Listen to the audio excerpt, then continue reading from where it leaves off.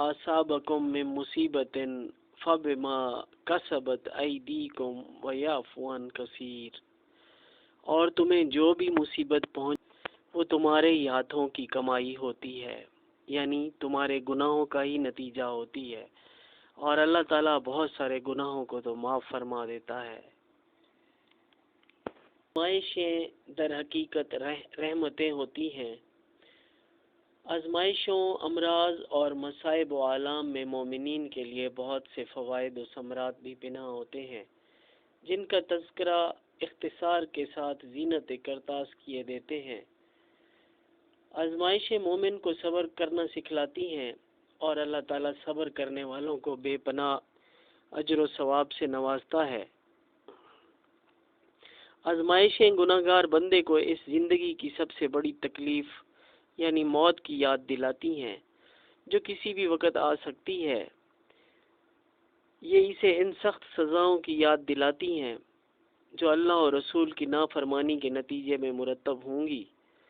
इसी तरह आज़माइशें इंसान को अपने गुनाहों, इनके मनफी असरात व नताइज और हीबतनाक अंजाम पर गौर व फिक्र की दावत देती हैं, जिसके नतीजे में वो तौबा करते हुए अल्लाह की तरफ लौट आता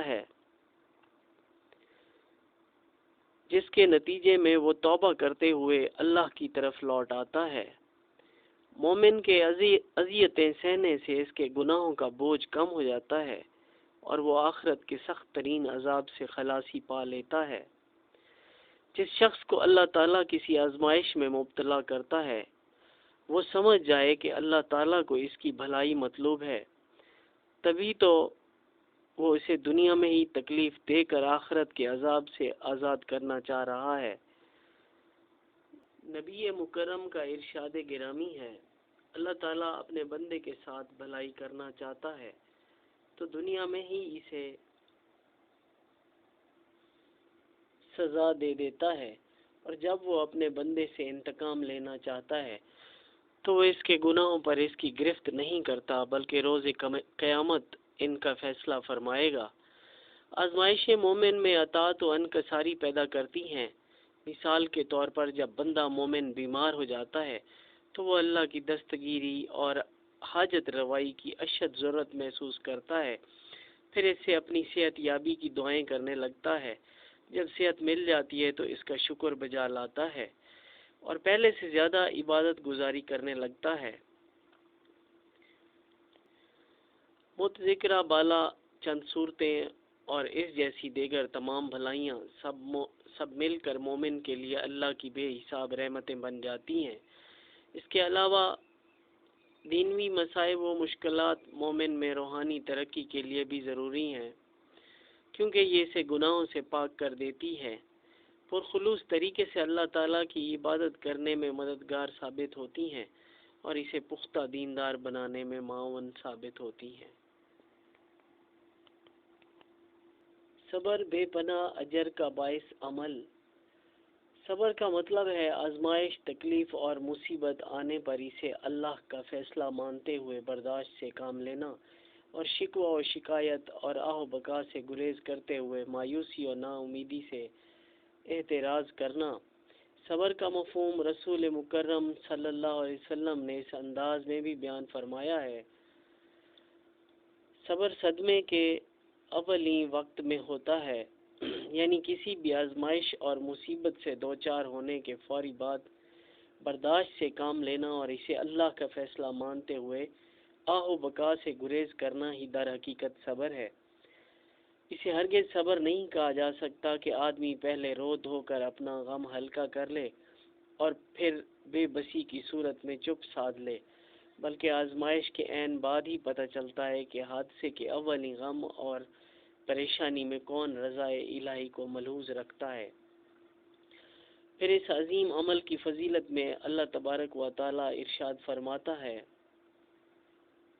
इन्नमा युवफ़्फ़ा साबिरूना अजरहुम बिगैर हिसाब।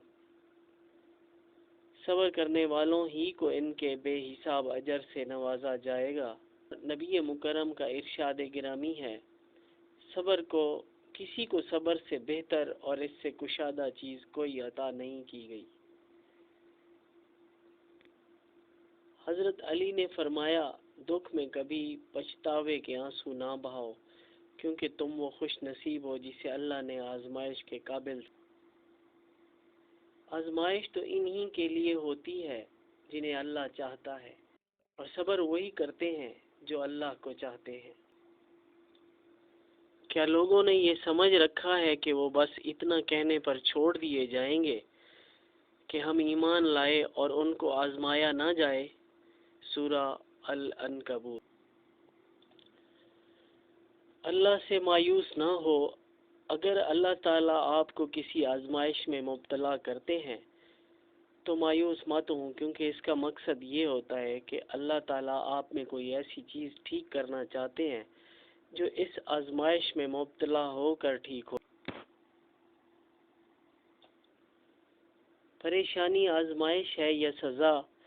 حضرت علی رضی اللہ تعالیٰ عنہ سے کسی نے پوچھا، یہ کیسے پتہ چلے گا کہ جو پریشانی یا مصیبت ہم پر آئی ہے وہ اللہ کی طرف سے آزمائش ہے یا ہم پر اللہ کی طرف سے سزا ہے؟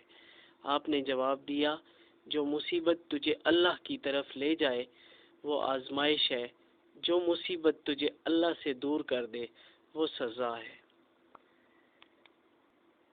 اللہ پاک ہم سب پر اپنا فضل رکھیں اور نیک کام کرنے اور زندگی کو